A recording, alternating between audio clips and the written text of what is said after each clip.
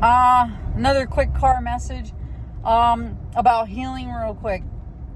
Because I hear a lot of people saying or perceiving healing as a cure.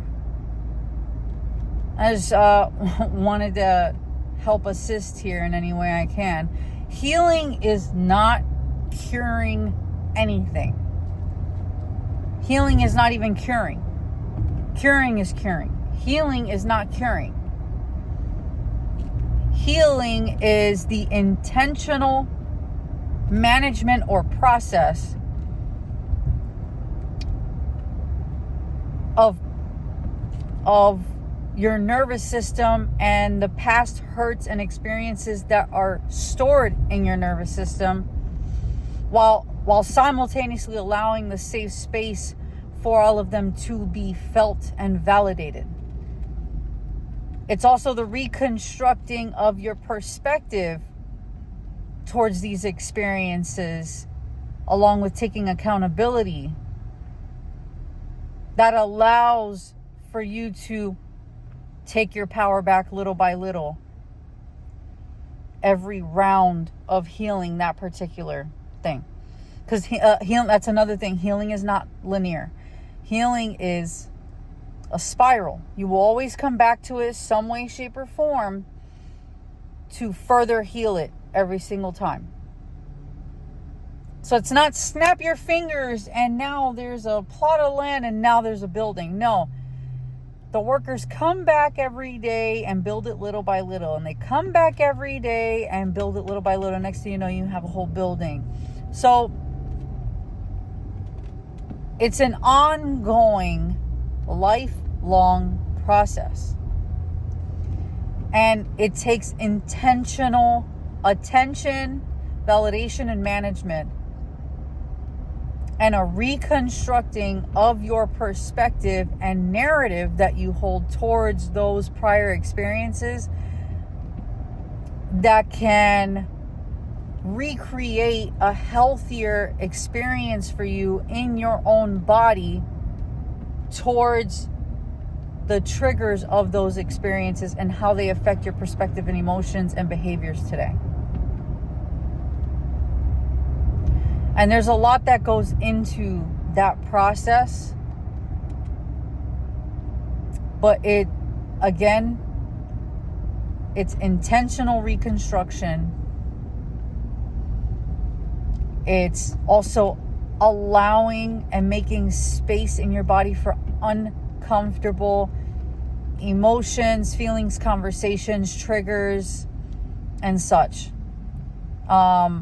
To be able to exist so that you can properly process these experiences and create healthier narratives around these experiences so that they don't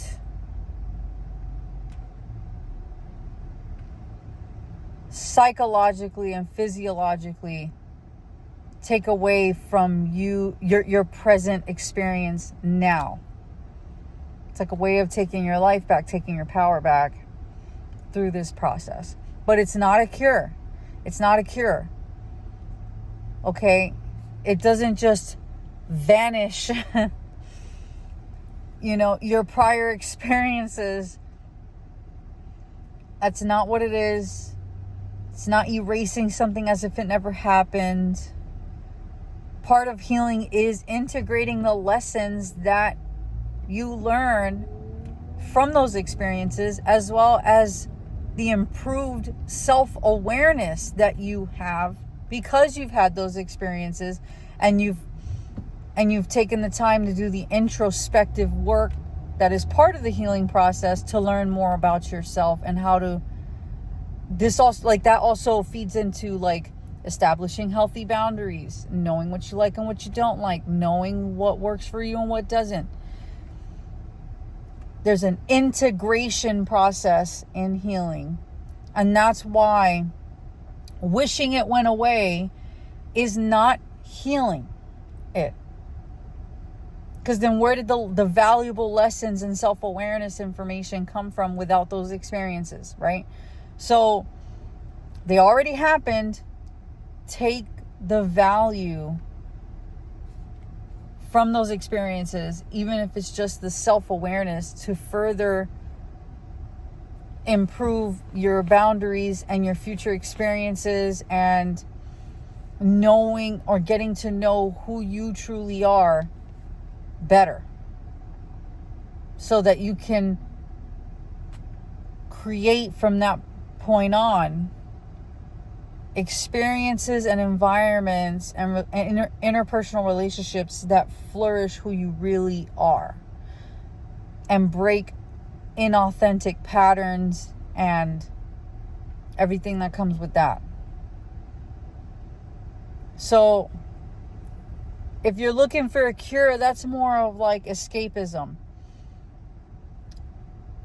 And if you're suppressing, you're avoiding, because you're just pushing it down, hoping that it'll just never come back up, or that it'll go away, or that you'll deal with it later, or it's like avoiding. And then escaping is another form of avoiding, but it's like you're running from it. You're running to the next thing, the next vice that will make you feel good, so that you don't have to focus on the uncomfortable feelings that arise within you. You know, if you start to feel it, instead of talking about it, for example, somebody will like run to alcohol, or run to be defensive, or anything except just face it and admit it and take accountability for it and own it. Can be a form of escapism. It doesn't always have to be alcohol, drugs, and all these other things. It can also be that, for example, if an issue comes up, instead of directly speaking about it and conflict resolve, it can also be that it comes up in a way where somebody gets defensive. Their barriers come up to protect it. They don't want to directly deal with it. You escape it through ego, or through these like defensive responses, instead of just admitting or dealing it with it head on. So if you're looking for a cure, then you have yet to know what the healing process actually is, or you're avoiding it. Or you're running from it. But healing has nothing to do with curing. Healing is more like a full lifelong process of processing your emotions, integrating and accepting and taking accountability, and a lot of reparenting and, just overall reconstructing for a healthier outcome of that same trigger, or whatever it may be. I feel like I'm oversimplifying it, but because it's a complex process with different parts, different layers, different things that also need to be accounted for. But that's, if I had to try to overall it, this is my attempt on doing that.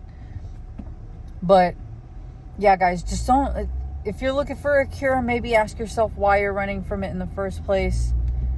And don't be afraid to question yourself. It's not negative to question yourself. It's not what people think it is. You're actually getting to know yourself. You're getting to be able to understand why you feel the way you feel and why you make the decisions that you do. A lot of people like to say that they know themselves, but have never taken the time to actually question why they do the things they do, why they believe the things they believe, why they move the way they move. What are these bodily sensations, if you're even paying attention to the bodily sensations you get when you're triggered or feel certain emotions. Like, don't be afraid to explore yourself. You can't go deep within yourself, let alone have deep connections with other people, unless you're willing to go there with yourself and ask yourself why you are the way you are. Instead of just saying, that's just what I am. No. There's literal gray matter in our brain for change. So You're not hardwired to negative behaviors and all that. You can change your behavior with being committed to an intentional process of doing so. And you can explore yourself to be more aware of why you are the way you are, so that you can understand yourself better, so that you can show yourself more compassion while also going through this process. But yeah, I'm talking my head off now. Happy Friday.